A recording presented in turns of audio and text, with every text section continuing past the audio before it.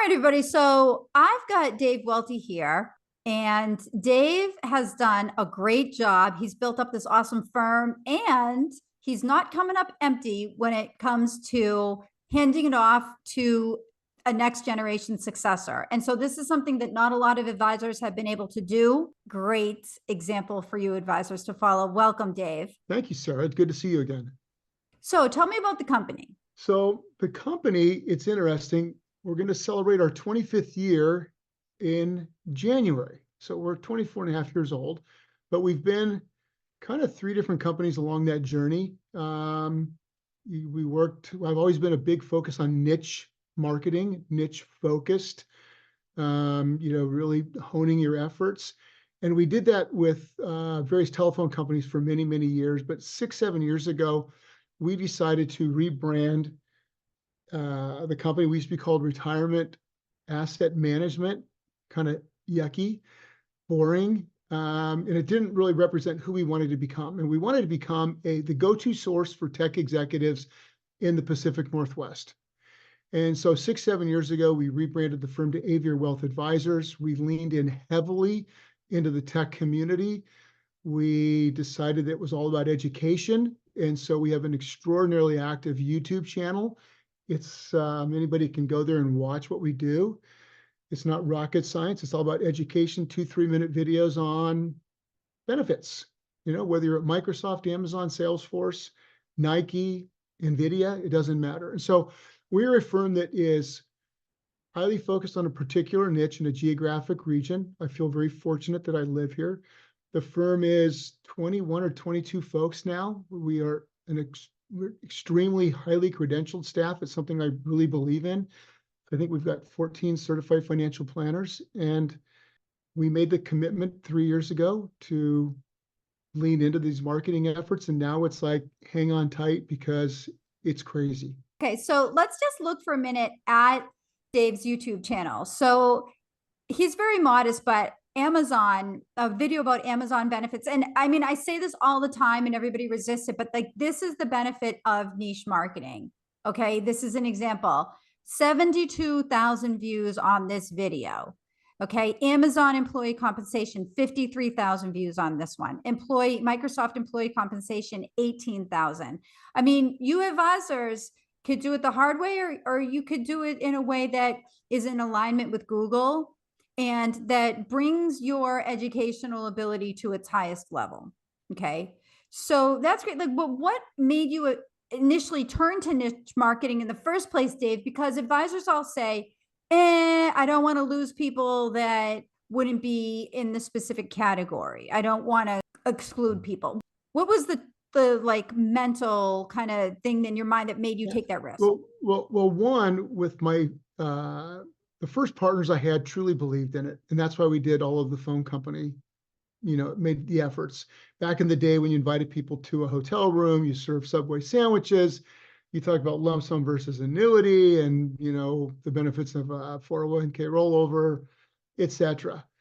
And it wasn't until 6, 7 years ago that somebody walked in my office and said, "I think I'm at the wrong office."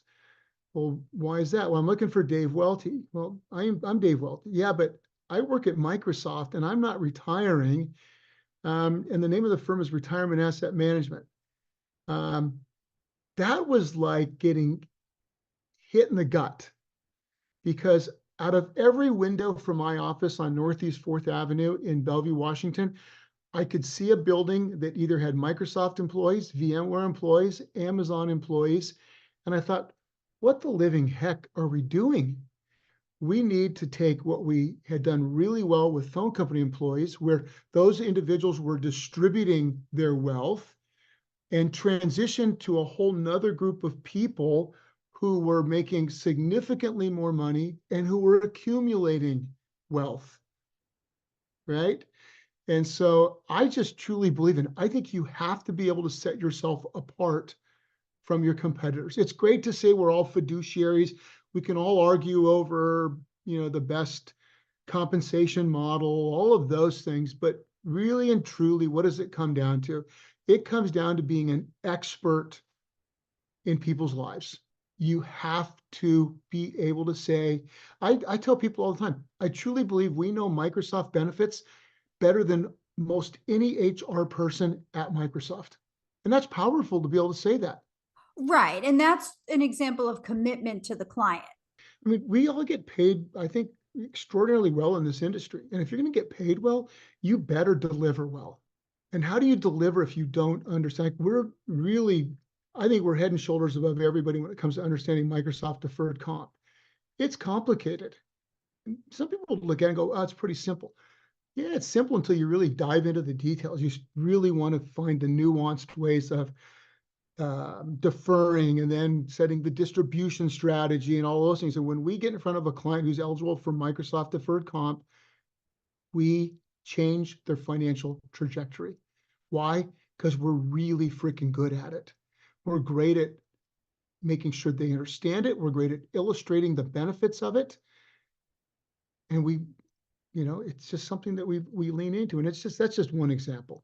Please go ahead and just watch their videos on YouTube and you can see the level of detail that they get into. All right. They're not just there talking about generalities. They've done this before. They know the ins and outs of it and they know the details. They've done the work. No, Sarah, we've made an enormous commitment to who we are and who we wanted to become. Awesome. And that's just on the marketing side. And we've made that same commitment on the operational side of the business as well. Because I think you can have these great, you can lean into marketing, you can make that 12, 18, 24-month commitment. But I'll tell you what, if you have not built out the operational side of your business, you're going to get crushed because good marketing, consistent marketing pays off. And when it pays off, you have to be ready for it. Like we onboard one new client a week, typically, right? You can't do that if you don't have the infrastructure, behind the scenes to accommodate that. If you don't have the professionals in place, the processes in place, you then have put out all this work. You've, put 2 years of your life into making it happen, and then you fumble the ball. That's a bad look. One of the things that I'm very impressed by has been your ability to empower your employees. You can always tell when people are happy. You can always tell when people are engaged. And your company is just, the company culture is amazing.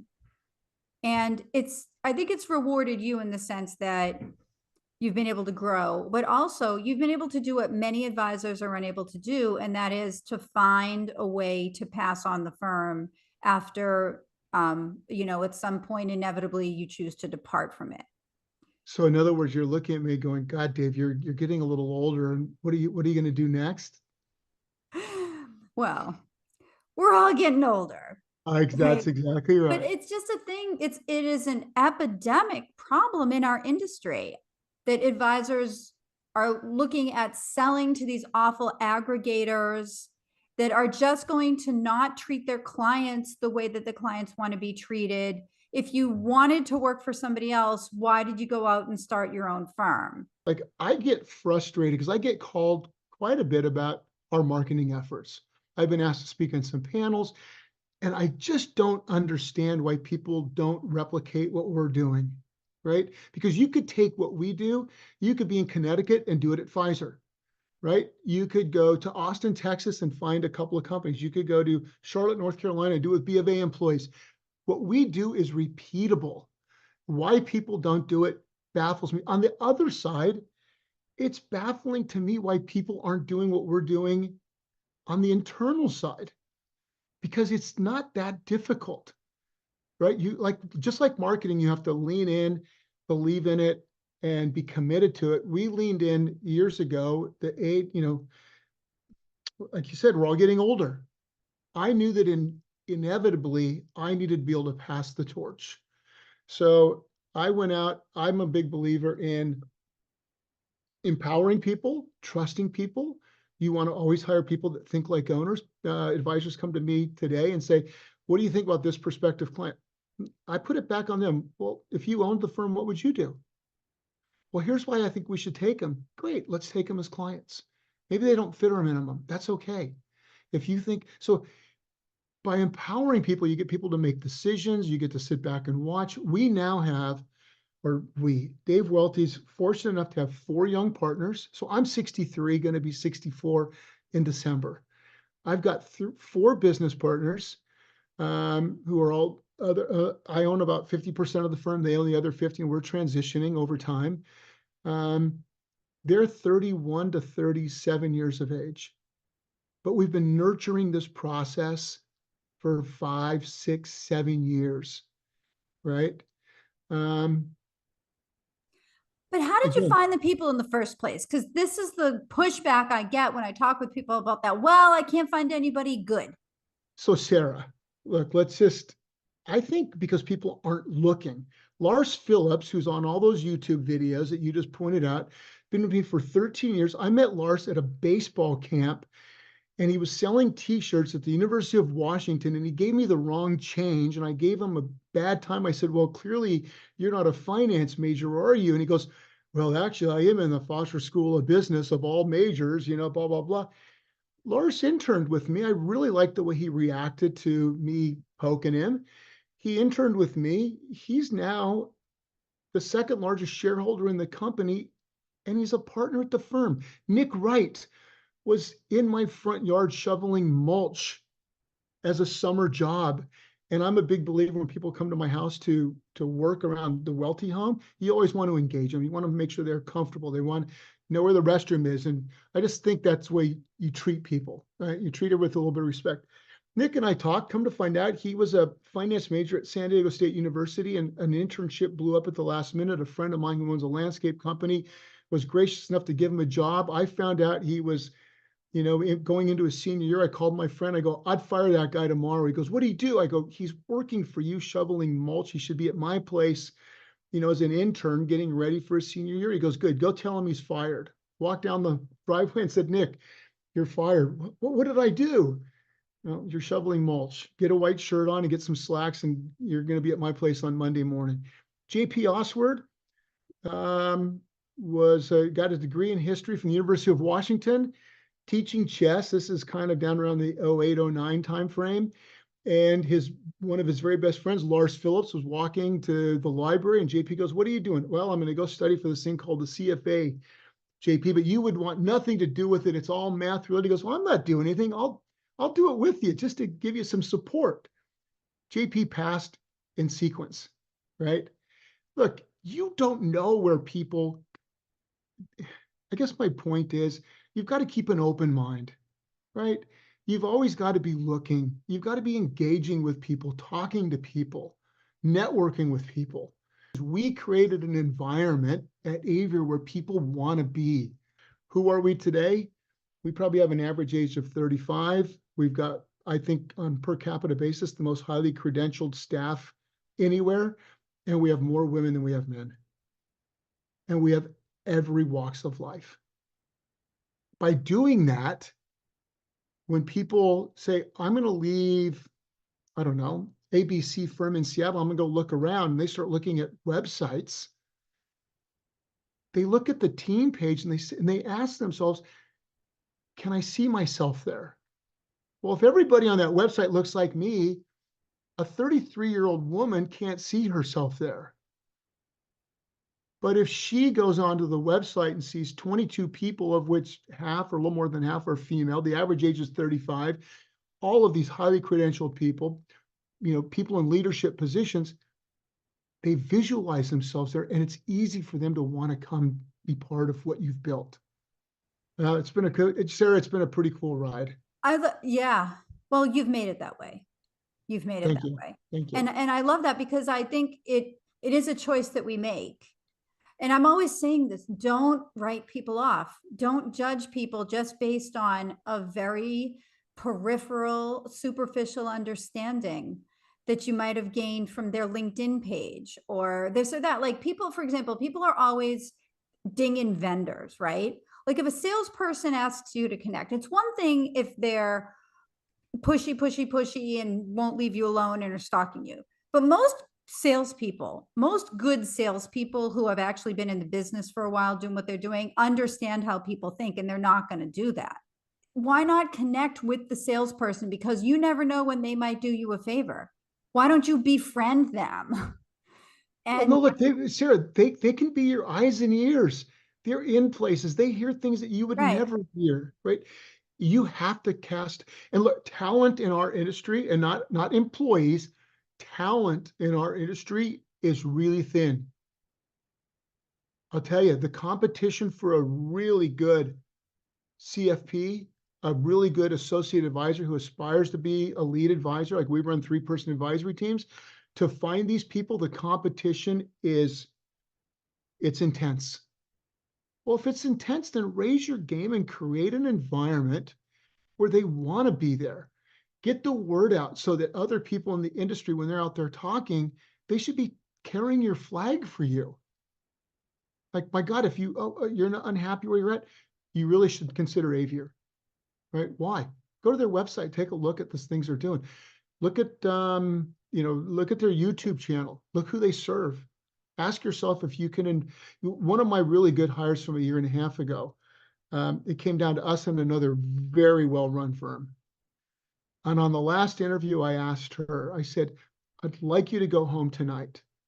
I'd like you to just pull up our team page and ask yourself, could you see yourself being part of this team? Every day when you wake up, are these the people you want to be surrounded by? She goes, starts laughing. I go, what's so funny? She goes, I did that last night. My son walked by and said, Mom, who's this? This is a firm I'm thinking about joining. And he said, Mom, you would fit right in there, right? Mom, these are your people. Sure enough, she chose us. Awesome.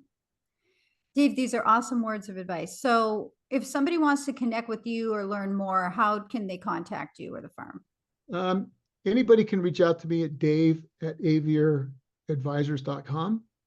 I'm a big believer in helping people. I think that if somebody, don't look down on them unless you're putting a hand down to help them up, right? There's enough money in this industry to go around for all of us multiple times over. I'm always willing to help. Always. And yeah, I love this. What I take away from this, well, there are so many things, but one of the biggest takeaways is seeing things for what they are. Change, be an agent of change. And it feels really good. I mean, I love my team. I freaking love my team. They're young, they're energetic, they're committed to the clients that we serve, they're committed to their communities, they're committed to themselves professionally. It allows a guy like me, 63 and a half, soon to be 64, to be energized, right? I mean, you and I have talked that, I've got my sight set on, taking a different role in the future, right? Kind of more one where I'm just on executive leadership meetings, maybe meeting with prospective clients, doing a little bit of mentoring, being out in the community more, things of that nature. But you can't do that unless you build that foundation first, identify future leaders, nurture them, mentor them, believe in them, allow them to make mistakes, to get them ready so that when you're ready, the handoff is seamless and you feel really good about it, right? So, but it takes work. Well, I think it also takes you getting into the right mindset yourself. Yeah, yeah, I I mean, agree. there's so much lack of motivation. I mean, I see it on the marketing side. I'm a marketing consultant, and it's like, did you contact these people? Well, no. Well, I mean, how's anything going to happen? There's such a, what it is? There's such a fear of rejection and failure. I hope this was helpful. This was great, Dave. Thank you so much. Please rate, Bye-bye. subscribe, and review this podcast, everybody listening. Thank you for listening.